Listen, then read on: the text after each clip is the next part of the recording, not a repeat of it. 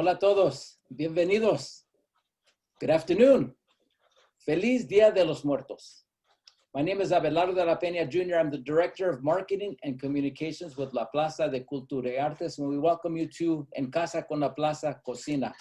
Every Monday, as you know, at 3 o'clock on the dot, sometimes a little bit late, we offer these wonderful cooking, baking, eating demonstrations, the best of Mexican cuisine, Mexican-American cuisine, from our home to yours. This is La Plaza de Cultura y Artes. We bring you these conversations, presentations, performances, and in this case, a demonstration 3, sometimes more times per week. It's our way of fulfilling our mission of telling the little-known stories of Mexican-Americans, and all Latinos in the founding, growth, and evolution of the LA region. And I mean, how has Dia de los Muertos evolved here in Southern California throughout the years?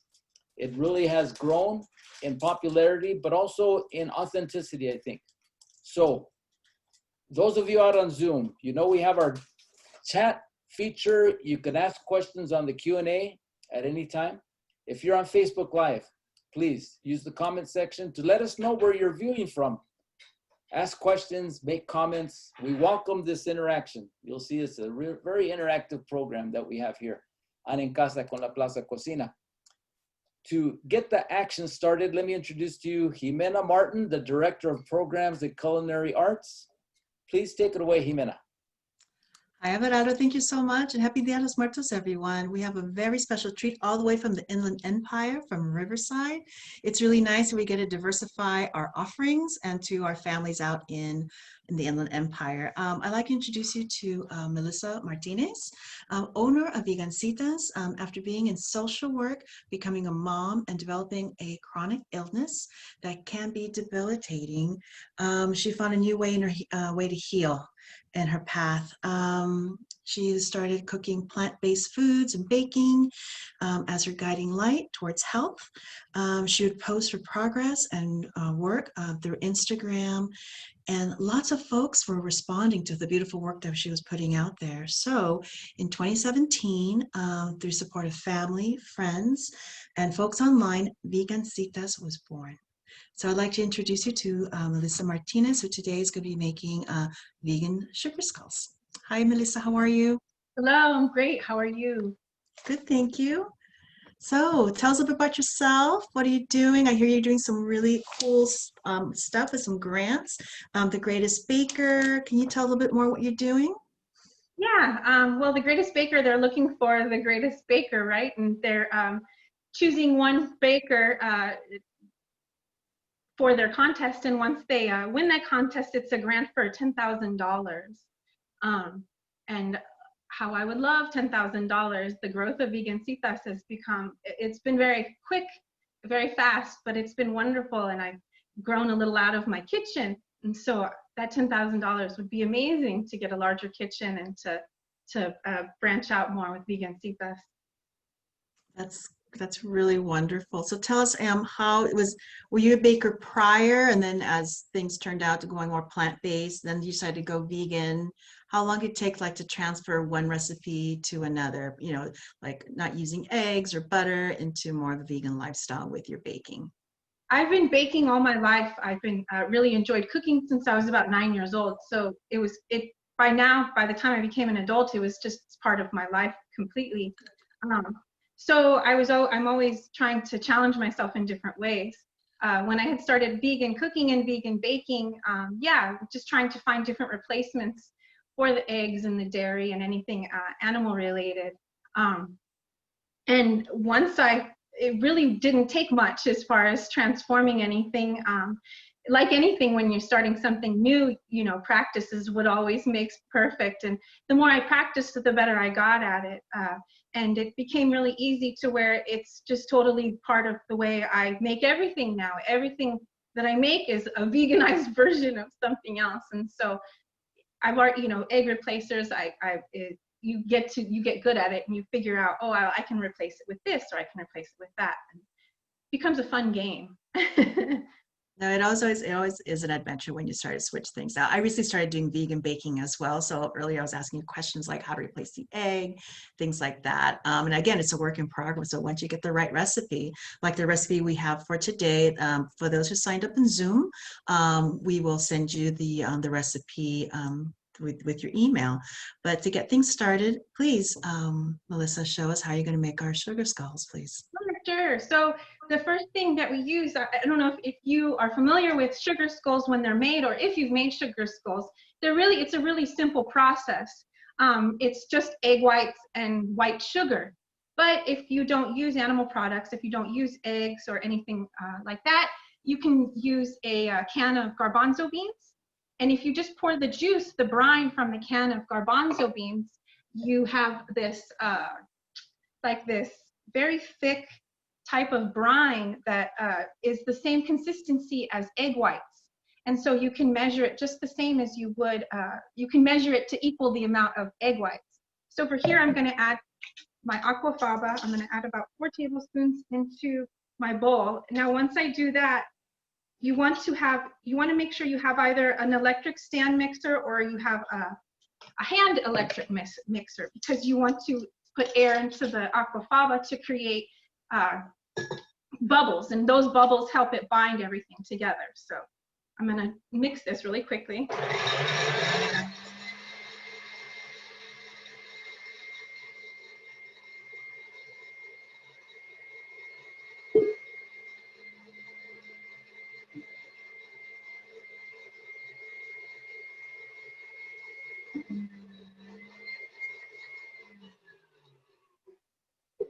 Okay, once you get it going, you'll see there's like little bubbles. Do you see it kind of bubbling a little? That bubble, once that air is in the brine, you can use it to mix with your sugar. So here I have just regular white sugar. You're going to pour into a bowl. And then you're going to use a mixture of your aquafaba, and you're going to pour that into your sugar. And all you do from here is you mix your sugar with your hands. Now you mix it around, and you want to create like a wet sand. I know if you go to the beach pretty often, you know what wet sand feels like. And so you get it to create a better consistency as wet sand. So here I have my mixed up sugar with the aquafaba. It's already started drying out a little bit and becoming sticky to create, so you can form your calaca. Now, what I have with the calaca is the mold, you can go to the craft store to get like a regular size mold, or you can even go to your, you can go as big or small as you like. So I have large ones, extremely large molds that you can use. I have medium-sized ones like I had just shown you. And then you can even, the dollar store, your local dollar store is always selling like ice cube size skulls. And so I had gotten these just at a dollar store. And they make it really easy. Once you have your mix all completely mixed up, it's very easy from there. You're just going to grab your sugar mix and put a little bit into the mold. And you want to stuff them all the way in. That way they're getting all the shape they need. See, so you have them shaped. And this is kind of a fun activity too to do, particularly with the sugar and the wet sugar, because it kind of feels like sand play. So your kids would really enjoy it, feeling the texture of the sand for the skulls. So here we have quite a few filled. Once you have them in your mold, you need to let them dry. If it's really warm outside, you can put them outside to dry for at least a half hour to an hour or two. Or you just let them dry overnight. If you're making them through the night, you can let them dry. Melissa, I know you use regular sugar here. Would it be possible to use alternative sweeteners like Yes, Splenda, or was it the Monk Yes, you can use monk fruit sugar. Anything that feels like sugar, you can use. So yes, if you have the raw brown sugar, if you have organic white sugar, if you have monk fruit sugar, Splenda, yeah, if you use the alternative sugars, anything will work as long as you just use your aquafaba measurements to your sugar. You're perfect. Once you've gotten your sugar into its form, and you're going to get, what I do is I cut out all these little cardboard squares, and that helps it helps you with your skull. And so once you've done that, you're going to flip them over. And once you flip them out, sometimes they take a little bit of work. You have them to look like this. Can you see them? Nice. Do they pop out easy enough, or do you recommend like putting a little Pam or little fat to pop out? You can put Pam if you're afraid, if you don't trust it as much. These ones didn't dry long enough, so they're sticking. But if they dry within their amount of time, you don't really need anything. Because I worry about the Pam or anything making more moisture for the skull, and it may not dry properly, right? So I just put them right in the plastic. As long as your plastic mold is clean, if you've washed it and you cleaned it and dried it very well, you shouldn't have any issue with it at all. Before we get going, we have some of our folks. We have Lourdes Carmona from San Diego, Maria Concepcion from the San Fernando Valley, and Maria Lugo from Palmdale. Great, hello. Yeah, so then once we've got it all filled and formed, you should have your form-made skulls. Now, we need to create the icing for the skulls, right? And the icing is also an egg white. It's also an egg white base. So you add your egg white, or your aquafaba rather, you add your egg white alternative, your aquafaba, into your bowl with, you're also using 4 to 5 cups of powdered sugar. So this is the sugar that's created into a powder that you make frosting with. Sometimes you can make cookies with, but it's much thinner and a more powder consistency than regular sugar. We're going to add our aquafaba. Where did I put you? There you are.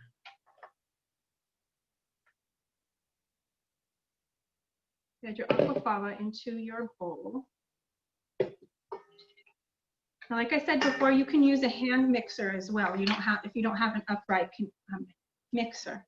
Melissa, since the aquafaba is a brine that's for the beans, so if there's a recipe asks for salt, so should you not use salt since the brine has a little bit of salt in it, or no?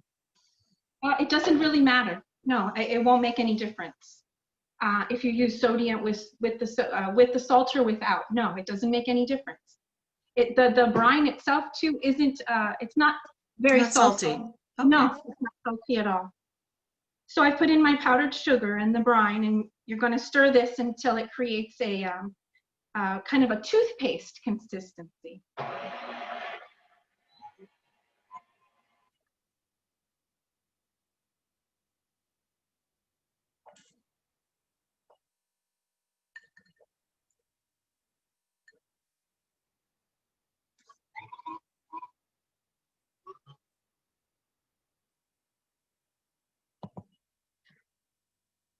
Okay, great. Give it one more little push.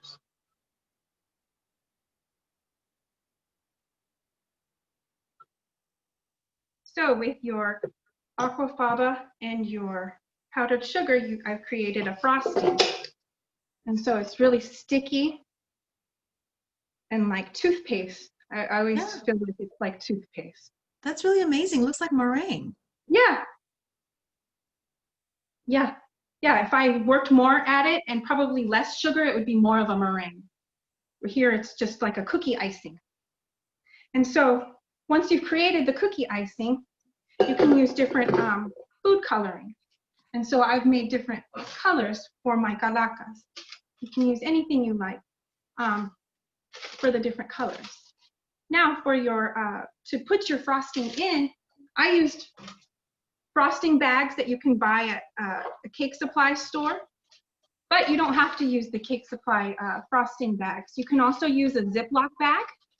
If you get a Ziploc bag and just put your frosting into it, I'll show you. Yeah, a lot of folks are asking about the aquafaba to replace the eggs. I got Allison Sotomayor from Anaheim. So instead of using an egg white to make the skulls, just use the aquafaba. It's the brine from the garbanzo beans that's in the can. Yeah. And they're equal parts to the recipe, so no need for eggs for those who are completely vegan to use the aquafaba from the garbanzo beans. Yes, yes. It's amazing what it does. So here I've created, put the frosting into the frosting bag, and then if it's a Ziploc bag, it's the same. You can put the frosting into the Ziploc bag and push it up to the corner. Cut the very, very tip of it, so you can use that as your decorating tool. And then you have your frosting. Now with the frosting, how can you do that the night before or early in the morning before you decorate? What's the best prepared ahead of time? You want to do frosting the day you're going to decorate. So if you made your skulls the night before, wait until the next day to make your frosting. That way it's fresh and you don't want it to dry out. Yeah.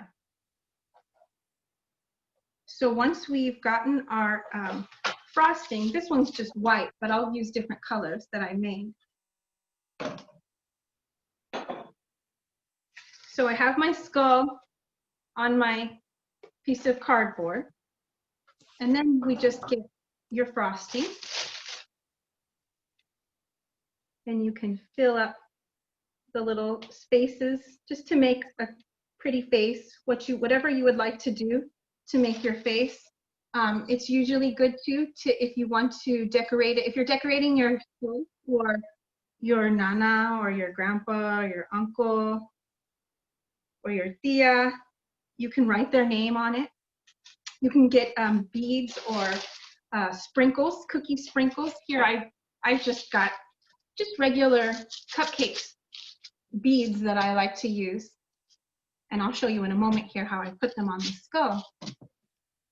Then you just, with all of your colors, you can create different ways to decorate your calaca with flowers or crosses or pretty polka dots. Anything they make, we see calacas all the time anymore, especially during this season, and they're all great ideas for different ways you can decorate your skull.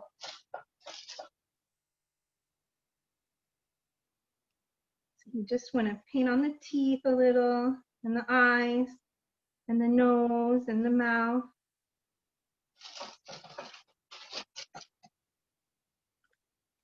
Here's what he looks like so far. Oh, that's lovely. We fill the eyes and the forehead, and say I put some of the bead, I put a bead in each eye, and I made the teeth a little bit. Here, I'll do the nose. Have you tried making them with amaranth by chance? Like little amaranth?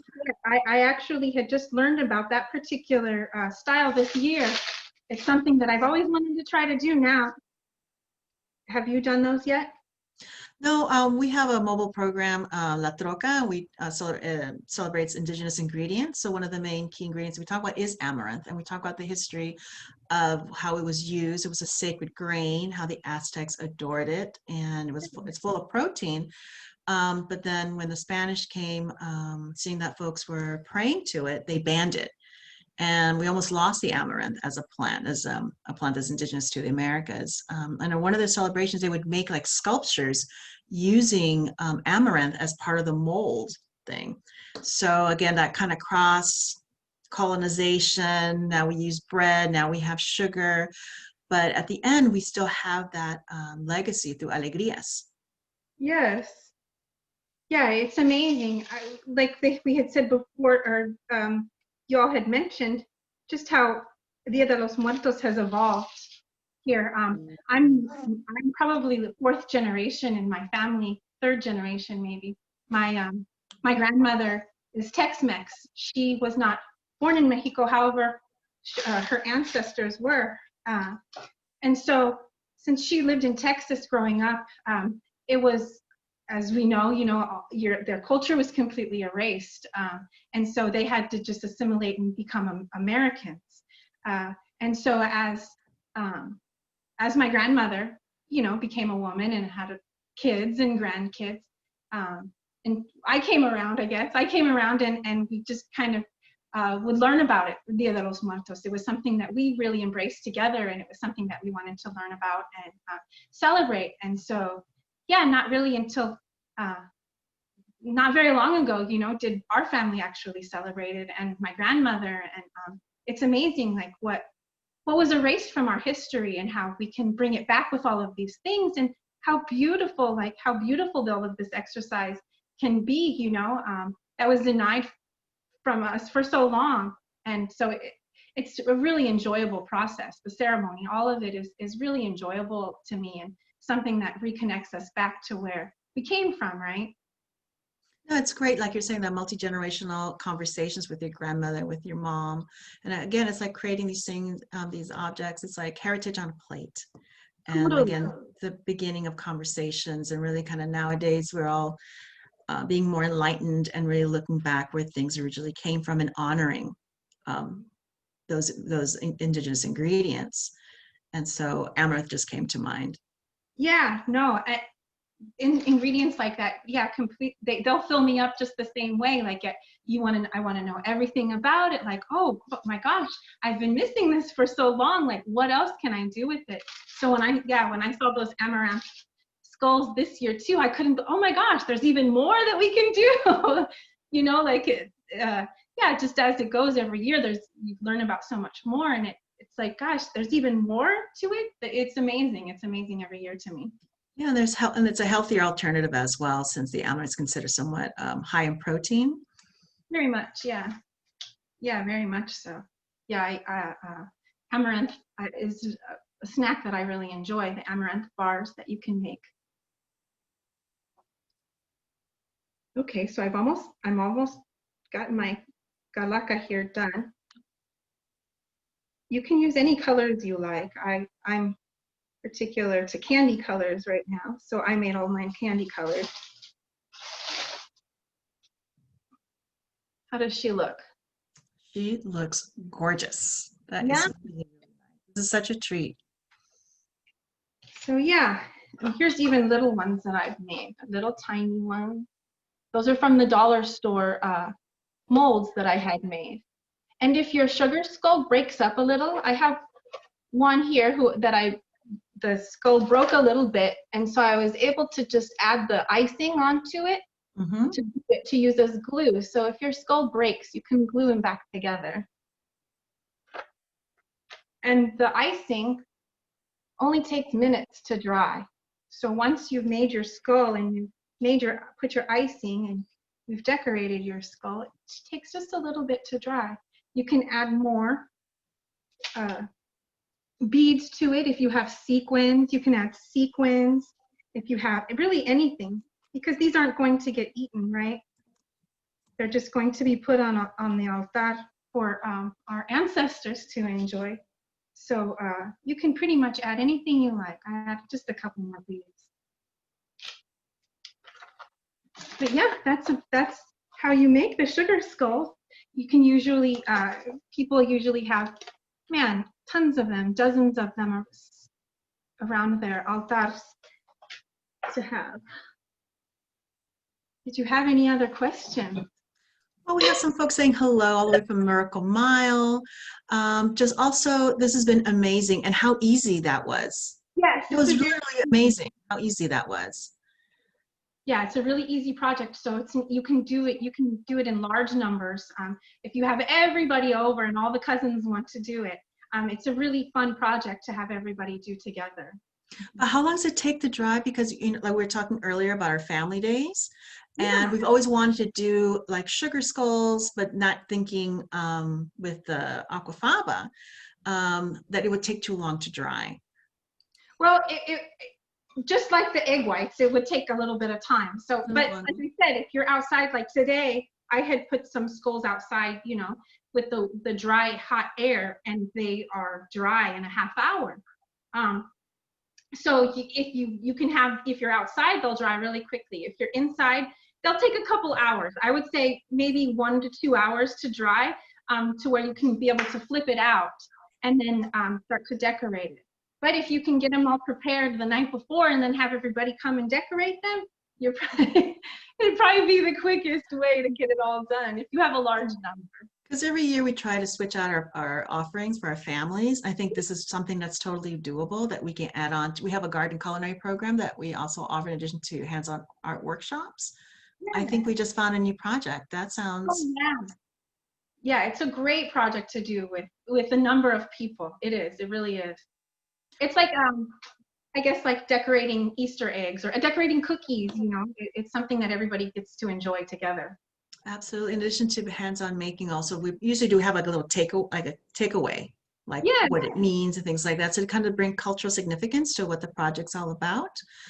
But either way, again, we're missing our Day of the Dead celebration at La Plaza. But can you tell us where can we find you? Where can folks in the Inland Empire order your delicious stuffs? Yes. Yeah. I work independently, so I provide when I can. I provide pop-ups and pickups on weekends in downtown Riverside. But if you're ever in Riverside, every day you can find my conchas and other pastries at Twee Coffee in Riverside. You can look them up on IG. They go by Twee Coffee. If you're even in as far as the Coachella Valley, I drive all the way to Coachella Valley every week, and they have treats there as well at 6th Street Coffee in Coachella. They're a wonderful place. They're wonderful folks over there. So you can find my treats throughout the Inland Empire almost any day here or there. But then I also do custom orders and catering for events and things like that. So you can always reach me on Vegancitas on Instagram. Thank you so much. Wish you lots of luck on the upcoming grant, the what is it, the Greatest Baker? Thank you so much. Yeah, I really hope that happens. Yes, good luck to you as a startup. It's wonderful. There's opportunities out there. Wish you lots of luck on that. Again, thank you so much for sharing these recipes with us on your afternoon, and also being, I think, our first guest from the Inland Empire to present in Cocina. Yeah, hopefully many, many more. Very much appreciated. True honor. Thank you. Well, thank you so much. Thank you very much, Melissa. Thank you, Jimena. Yeah, this looks like such a simple to do project for families, for get-togethers.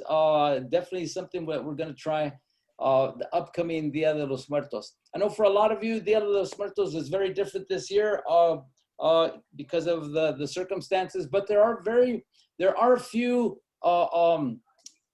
celebrations, festivals, public altars being shown throughout Southern California. If you go to La Plaza's Facebook page, we've listed a couple of articles that show where you can go and visit and participate this Dia de los Muertos, including Grand Park in downtown LA, or Vera Street does have some activity going on. Of course, wear your mask, be socially distant, be safe, but enjoy. And if you have made your altar at home, share it with La Plaza de Cultura y Artes. Just take a photograph of your altar, tag at La Plaza LA or hashtag La Plaza LA, and we'll post it on our Facebook page. Again, thank you so much. This has been En Casa con La Plaza Cocina. If you came in late to the session, you could catch this one and all 25 of our other En Casa con La Plaza Cocinas on our YouTube page at La Plaza LA, also Facebook, and also our website, lapca.org. We'd like to thank our sponsors, SoCal Gas and California Humanities, for making these En Casa con La Plaza sessions possible. Just an announcement for next week. We have coming up on the 9th of November, Easy Mexican Chocolate Cupcakes with a good friend of ours, Karina Jimenez from Viva Los Cupcakes. And then we'll have 2 cocinas that week. And then a special Saturday show with Eliseo Lara, baker extraordinaire, direct from Mexico City, showing us how to make apple empanadas de manzana. And that's at 2 o'clock, Saturday the 14th, sponsored by Northgate Gonzalez Supermarkets.